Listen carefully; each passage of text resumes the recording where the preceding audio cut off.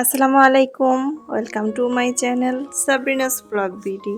Sabrina's blog BD থেকে আমি সাবরিনা নতুন আরও একটি ভিডিও নিয়ে হাজির হয়ে গেলাম। ছোট্ট ছোট্ট পাতিল রান্না খেলনা দিয়ে শুরু করছি। আমার ছেলেটা আমাকে অনেক রিকোয়েস্ট করছিল, আম্মু তুমি তো অনেক সুন্দর সুন্দর অনেক রং বেরঙের কালারের পাতিলে রান্না করো, আমাকেও এরকম পাতিল বানিয়ে দাও। ওকে আমি নন স্টিকের পাতিল বানিয়ে দিতে আমাকে রিকোয়েস্ট করছে, তো বানাই দিলাম। তার সাথে হচ্ছে যে ফুল বানানো হয়েছে আগে, সেই সাথে ওর আবদার ছিল আমাকে একটা ইলেকট্রিক চুলা বানাই দাও, একটা গ্যাসের চুলা বানাই দাও। আমার কাছে যা যা আছে ওরও সব লাগবে, সেম টু সেম হতে হবে। তো ক্লে একটু কম ছিল, আর দ্বিতীয়ত হচ্ছে যে আমি ওকে বললাম যে যেটা আছে ওইটা দিয়ে আম্মু তোমাকে মাটির চুলার মতো একটা বানিয়ে দিতে পারবো। তো পরে একটা মাটির চুলাও বানিয়ে দিলাম, ও নাকি রান্না করবে। তো যাই হোক, বাচ্চা মানুষ এই ছোট ছোট জিনিস তৈরি করে দেওয়াতে অনেক বেশি খুশি হয়। আর এইদিকে আমি আসল রান্নার কাজে নেমে পড়লাম।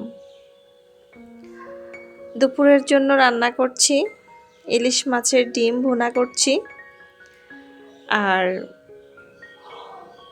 ভর্তা করব, আমড়ার ডাল করব। ডাল অনেক খেয়েছেন, আমড়ার ডাল কি খেয়েছেন একটু পরেই দেখাবো।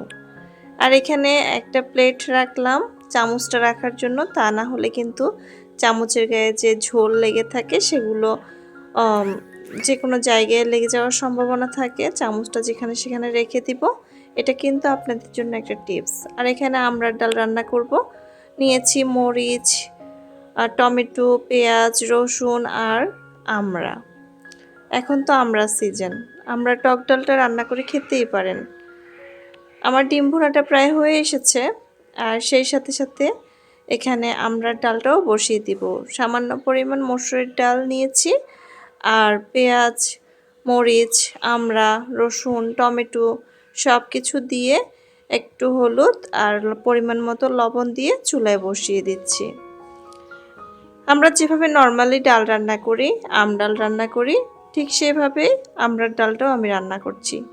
আসলে একটু গরম পড়ছিল, আর এই গরমে একটু টক ডাল খেতে কার না ভালো লাগে। রান্না করার সময় এভাবে ঢেকে দিবেন, তাহলে তাড়াতাড়ি পানিটা গরম হয়ে যাবে, আর আপনার গ্যাসও কিন্তু অপচয় রোধ করবে। খুব তাড়াতাড়ি রান্না হবে, ঢেকে রান্না করলে রান্নাটা তাড়াতাড়ি হয়। এটা আপনাদের জন্য আরও একটা টিপস। এবার আরও একটা টিপস শেয়ার করছি। ডাল রান্না করলে প্রায় সময় আমরা কিন্তু আলুর ভর্তাটা করে থাকি, ডালের সাথে আলু ভর্তাটা জমে যায়। তো যখন ডাল রান্না করবেন, সে ডালে আলুগুলোকে ভালোভাবে ধুয়ে কেটে এভাবে দিয়ে দিবেন, ডালটাও রান্না হয়ে যাবে, সেই সাথে আলুটাও সিদ্ধ হয়ে যাবে। এতে করে রান্নার কাজ একটু দ্রুত হবে এবং কি গ্যাসের অপচয়টাও রোধ হবে। তো একসাথে আজকে কিছু টিপস দিয়ে দিলাম গৃহিণীদের জন্য, আশা করছি আপনাদের কাজে দিবে। আর প্রত্যেকটা জায়গায় একটা করে প্লেট রাখবেন যেখানে আপনি রান্না করছেন, যাতে করে এই যে রান্নাবান্না নাড়ার পরে চামচটা আপনারা সেখানে রাখতে পারেন। এতে করে আপনি চুলার উপর যদি রাখেন, চুলাটা ডিপ ক্লিন করা থেকে বেঁচে যাবেন। আর অনেক সময় আমরা তরকারি নাড়াচাড়া করি, তরকারি ঝোলটা লেগে থাকে, সেটা ফ্লোরে হোক কিংবা চুলার উপরে হোক, যেখানেই হোক, আমরা চামচটা রাখার সাথে সাথে ওটা লেগে যায়। তো একটা প্লেট যদি আমরা রেখে দিই, সেটার উপর চামচটা রাখি, তাহলে কিন্তু আর এই সমস্যাটা হয় না। তো আমার প্রত্যেকটা কাজের সময় দেখবেন একটা না একটা প্লেট থাকবে এই চামচগুলো রাখার জন্য। আর এইদিকে বিকেলের নাস্তা বানানোর জন্য আমি এখানে প্যানকেক তৈরি করছি, তালের প্যানকেক, ডিম ভুনা। রেসিপি যদি দেখতে চান, অবশ্যই সাবরিনাস কুকিং স্টুডিও থেকে ঘুরে আসবেন। সাবরিনাস কুকিং স্টুডিওতে এই রেসিপিগুলো খুব সহজভাবে দেখানো হয়েছে, আশা করছি আপনাদের ভালো লাগবে। আর প্যানকেকগুলো তৈরি করতে করতে চাটাও বানিয়ে নিলাম, চাটা খেয়ে নিব, একটু চাঙ্গা হয়ে যাব। চাটা যদি না খাওয়া হয় না, মাথাটা খুব ধরে থাকে। আমার মতো এমন কার কার অভ্যাস আছে যে চা না খাওয়া পর্যন্ত মাথার ব্যথা যায় না? তো আজকে আপনাদের সাথে আরও একটা জিনিস শেয়ার করব, সেটা হচ্ছে যে এটা অনেক আগের ভিডিও। আমি জানি না আমি এটা শেয়ার করেছিলাম কিনা। আসলে আমার হাজব্যান্ড আসার পরে আমি অনেক বেশি আমরা ঘুরি, আত্মীয় স্বজন সবার বাড়িতেই মোটামুটি যাওয়া হয়। তো সেই সাথে এটাও মানে অনেকগুলো ফুটেজ নিয়ে রেখেছি কিন্তু শেয়ার করা হয়নি। তো এখন একটা একটা মাঝে মধ্যে শেয়ার করি। এই জায়গাটা খুবই সুন্দর, এটাও আমাদের এই দিকেরই ছাগলনাইয়ার। তো এটা আমার আরেকটা নন্নাসের বাড়িতে। আর যে নন্নাস হচ্ছে যে মানে আমার হাজব্যান্ডের মামতো বোন হয়। তো ও আমার তো হচ্ছে আমার শাশুড়ি না থাকার কারণে আমার হাজব্যান্ড অনেকের কাছে মানুষ হতে হয়। তো সবাই মোটামুটি আদর করেছে। তো যারা যারা ওকে বেশি আদর করতো তাদেরকে আসলে এক্সট্রাভাবে না দেখে আসলে ভালো লাগে না।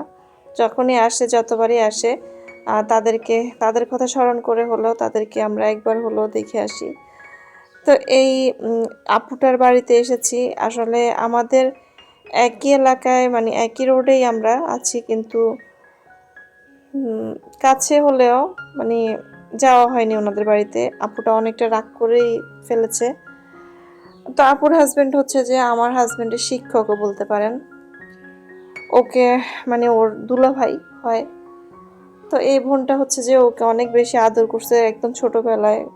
ও যখন ও নানার বাড়িতে ছিল, আমার শাশুড়ি মারা যাওয়ার পরপরই, তখন আমার হাজব্যান্ডের বয়স ছিল 1 বছর 3 মাস। আর সেই অবস্থায় নানা ওর মানে আমার মামি শাশুড়ি নিয়ে যায়, ও ওকে পালে। তো সেই সাথে অনেকেই হচ্ছে যে বেশিরভাগ আদর করতো। তো যখন যারা বেশি অতিরিক্ত আদর করেছে আসলে তাদেরকে বললাম তো মানে যতবারই আসে ততবার হচ্ছে যে তাদের সাথে খোঁজ খবর কিংবা কানেক্টেড থাকার চেষ্টা করি, দেখে আসার চেষ্টা করি, না হয় আমাদের বাসায় আসতে বলি। তো আপুদের বাড়িতে গেলাম, ওনারা আমাদেরকে দাওয়াত করেছিল। একবার এমনি গিয়ে দেখে এসেছি, পরে আবার দাওয়াত করে নিয়ে গিয়েছে। তো আপুর বাড়ির আঙিনাটা অনেক সুন্দর করে সাজিয়েছে, অনেক সুন্দর। প্রত্যেকটা জিনিস আমি একটু একটু করে শ্যুট করার চেষ্টা করেছি। আর আমাদের বাসা থেকে কিন্তু বেশি দূরে না, কিন্তু আমার না বাসা থেকে যাওয়া হয় না বিদায় এখনও আর সেকেন্ড টাইম আর যাইতে পারিনি। মানে ওইটাই ছিল সেকেন্ড টাইম, এরপরে আমি আর থার্ড টাইম যেতে পারিনি।